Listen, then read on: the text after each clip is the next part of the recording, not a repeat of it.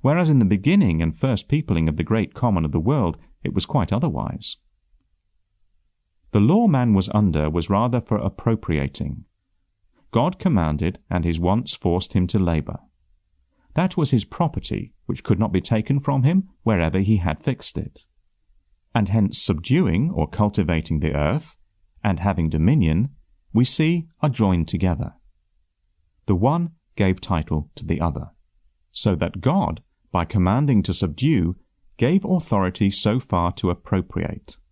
And the condition of human life, which requires labour and materials to work on, necessarily introduces private possessions.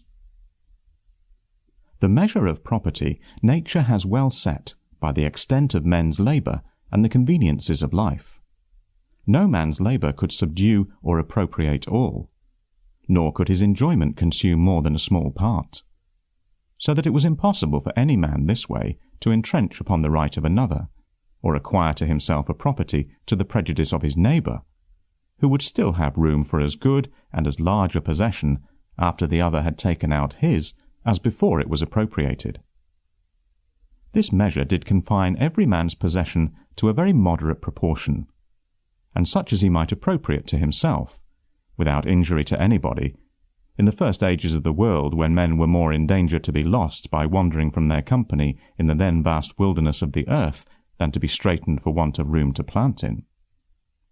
And the same measure may be allowed still without prejudice to anybody, as full as the world seems. For supposing a man or family in the state they were at the first peopling of the world by the children of Adam and Noah, let him plant in some inland vacant places of America, we shall find that the possessions he could make himself, upon the measures we have given, would not be very large, nor even to this day prejudice the rest of mankind, or give them reason to complain, or think themselves injured by this man's encroachment, though the race of men have now spread themselves to all corners of the world, and do infinitely exceed the small number was at the beginning. Nay, the extent of ground is of so little value, without labour, that I have heard it affirmed that in Spain itself a man may be permitted to plough, sow, and reap upon land he has no other title to, but only his making use of it. But on the contrary, the inhabitants think themselves beholden to him, who, by his industry on neglected and consequently waste land, has increased the stock of corn which they wanted. But be this as it will, which I lay no stress on, this I dare boldly affirm, that the same rule of propriety, viz., that every man should have as much as he could make use of, would hold still in the world without straitening anybody, since there is land enough in the world to suffice double the inhabitants, had not the invention of money and the tacit agreement of men to put a value on it introduced by consent larger possessions and a right to them,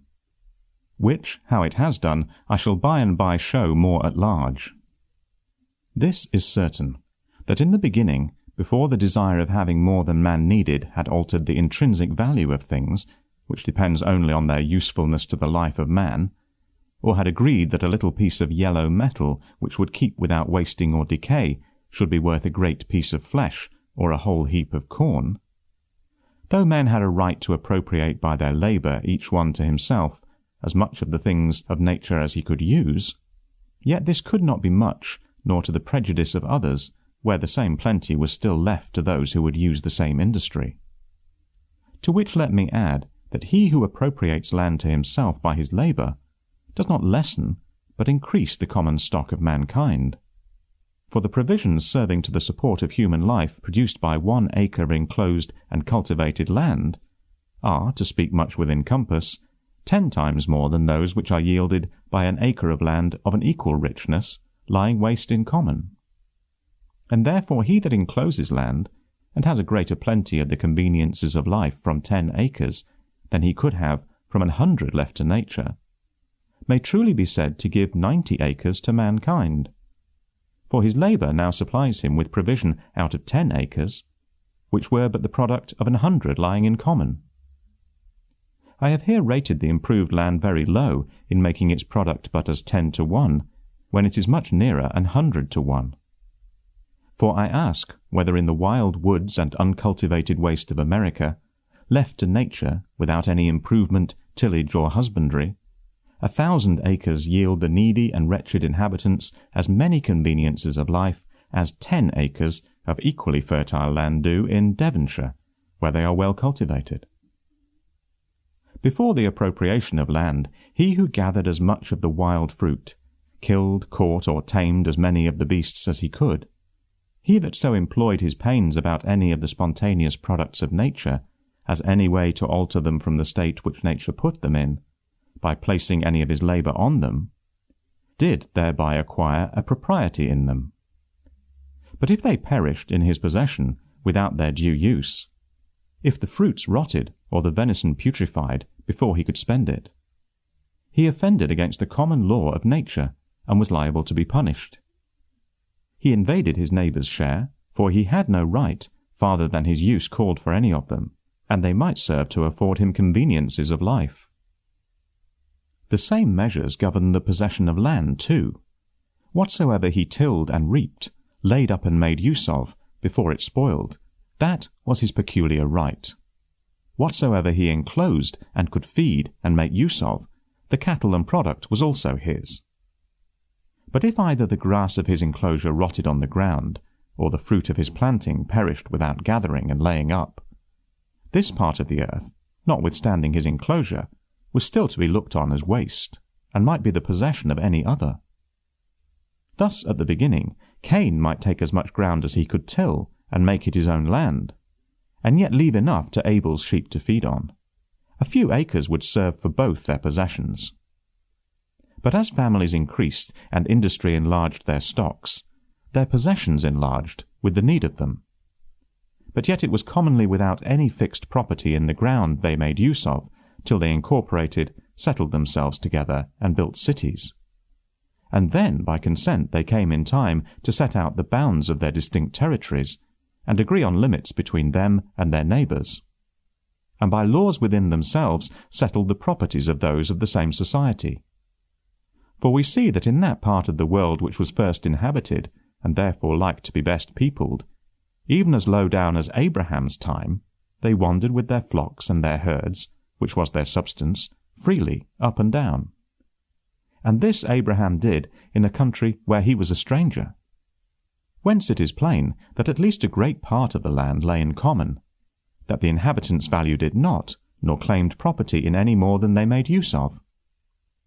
But when there was not room enough in the same place for their herds to feed together, they by consent, as Abraham and Lot did, separated and enlarged their pasture where it best liked them. And for the same reason Esau went from his father and his brother, and planted in Mount Seir. And thus, without supposing any private dominion and property in Adam over all the world, exclusive of all other men, which can no way be proved, nor any one's property be made out from it, but supposing the world given as it was to the children of men in common, we see how labour could make men distinct titles to several parcels of it for their private uses, wherein there could be no doubt of right, no room for quarrel. Nor is it so strange, as perhaps before consideration it may appear, that the property of labour should be able to overbalance the community of land. For it is labour indeed that puts the difference of value on every thing. And let any one consider what the difference is between an acre of land planted with tobacco or sugar, sown with wheat or barley, and an acre of the same land lying in common, without any husbandry upon it. And he will find that the improvement of labour makes the far greater part of the value. I think it will be but a very modest computation to say that of the products of the earth useful to the life of man, 9/10 are the effect of labour. Nay, if we will rightly estimate things as they come to our use, and cast up the several expenses about them, what in them is purely owing to nature, and what to labour, we shall find that in most of them 99/100 are wholly to be put on the account of labour. There cannot be a clearer demonstration of anything than several nations of the Americans are of this, who are rich in land and poor in all the comforts of life, whom nature having furnished as liberally as any other people with the materials of plenty, i.e. a fruitful soil apt to produce in abundance what might serve for food, raiment, and delight, yet for want of improving it by labour, have not 1/100th part of the conveniences we enjoy. And a king of a large and fruitful territory there feeds, lodges, and is clad worse than a day labourer in England. To make this a little clearer, let us but trace some of the ordinary provisions of life through their several progresses before they come to our use, and see how much they receive of their value from human industry. Bread, wine, and cloth are things of daily use and great plenty. Yet notwithstanding, acorns, water, and leaves or skins must be our bread, drink, and clothing, did not labour furnish us with these more useful commodities.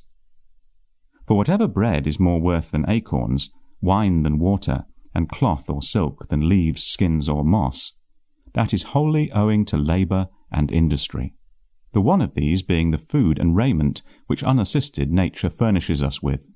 the other provisions which our industry and pains prepare for us, which how much they exceed the other in value, when any one hath computed, he will then see how much labour makes the far greatest part of the value of things we enjoy in this world. And the ground which produces the materials is scarce to be reckoned in, as any, or at most, but a very small part of it. So little that even amongst us, land that is left wholly to nature, that hath no improvement or pasturage, tillage or planting, is called, as indeed it is, waste, and we shall find the benefit of it amount to little more than nothing. This shows how much numbers of men are to be preferred to largeness of dominions, and that the increase of lands and the right employing of them is the great art of government.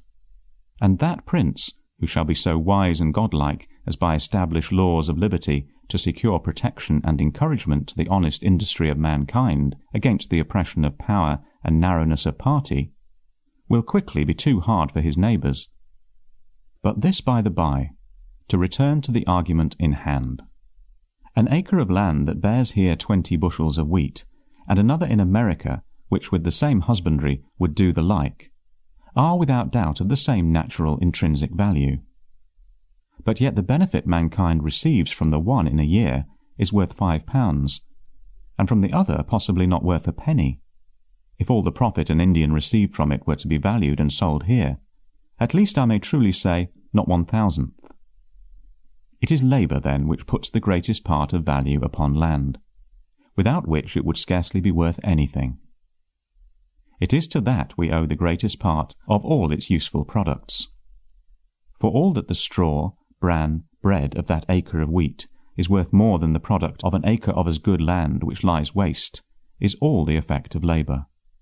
For it is not barely the ploughman's pains, the reaper's and thresher's toil, and the baker's sweat is to be counted into the bread we eat.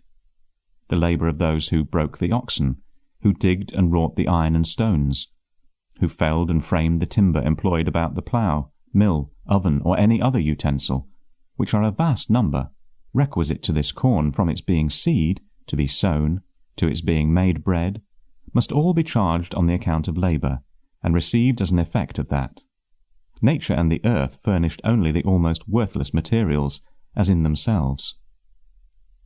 It would be a strange catalogue of things that industry provided and made use of about every loaf of bread, before it came to our use, if we could trace them. Iron, wood, leather, bark, timber, stone, bricks, coals, lime, cloth, dyeing drugs, pitch, tar, masts, ropes, and all the materials made use of in the ship that brought any of the commodities made use of by any of the workmen to any part of the work. All which it would be almost impossible, at least too long, to reckon up. From all which it is evident that though the things of nature are given in common, yet man, by being master of himself and proprietor of his own person and the actions or labour of it, had still in himself the great foundation of property, and that which made up the great part of what he applied to the support or comfort of his being, when invention and arts had improved the conveniences of life, was perfectly his own,